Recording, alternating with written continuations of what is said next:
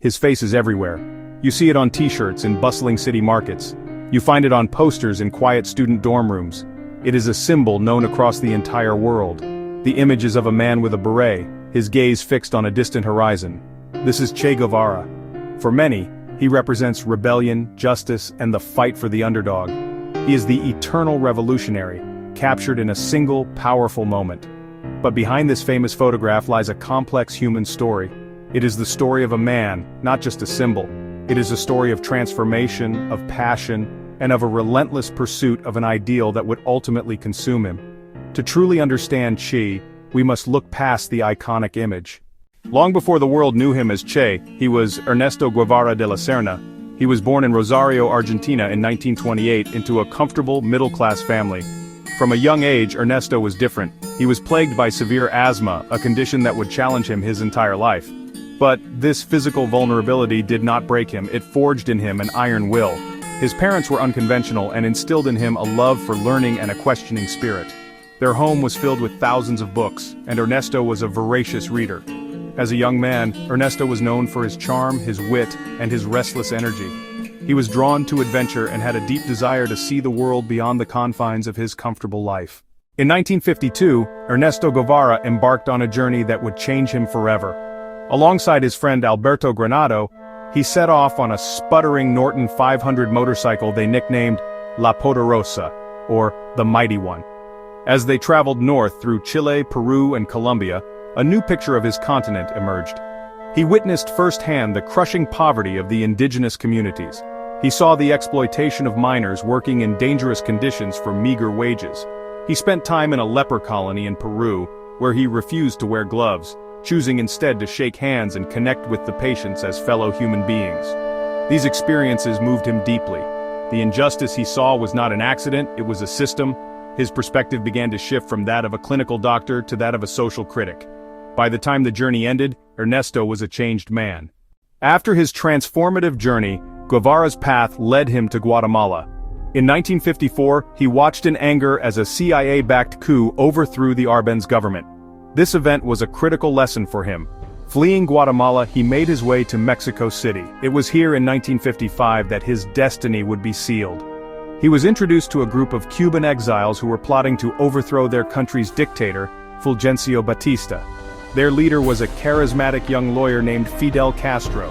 In November 1956, Che Guevara was one of 82 revolutionaries who sailed from Mexico aboard the rickety yacht, Granma, to launch their revolution in Cuba. The landing was a disaster. Only a handful of survivors managed to escape into the rugged Sierra Maestra Mountains. Che quickly proved his worth not just as a doctor for his wounded comrades, but as a fearless and disciplined fighter. His leadership in the decisive Battle of Santa Clara in late 1958 was a turning point, paving the way for the rebels' final victory.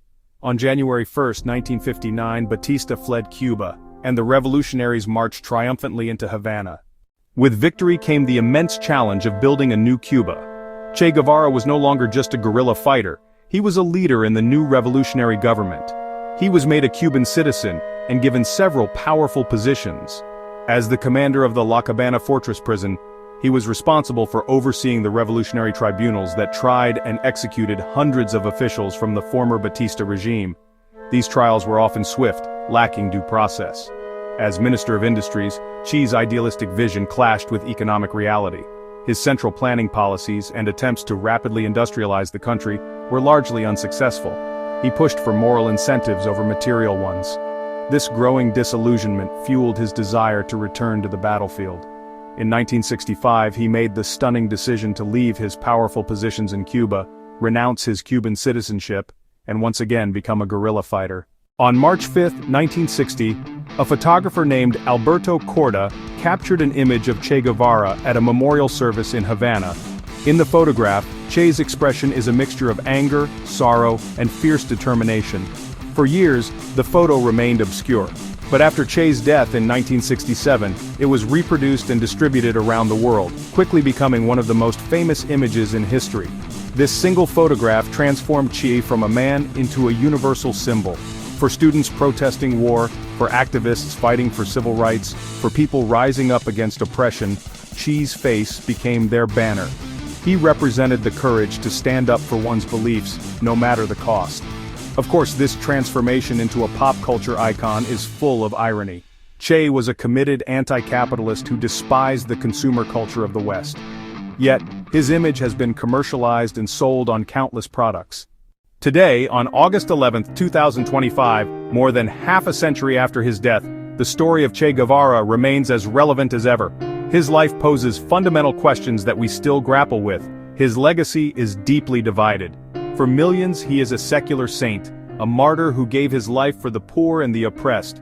For his critics and the victims of the Cuban Revolution, he is a cold-blooded fanatic. Ultimately, Che Guevara's enduring importance lies not in finding a simple answer to whether he was a hero or a villain. It lies in the debate his life continues to provoke. He forces us to examine our own beliefs about justice and change. In an age of deep inequality and growing social unrest, the figure of Che, the doctor who chose to be a fighter, the privileged man who sided with the poor, remains a powerful and unsettling presence, reminding us that the dream of a different world, however flawed or dangerous, never truly dies.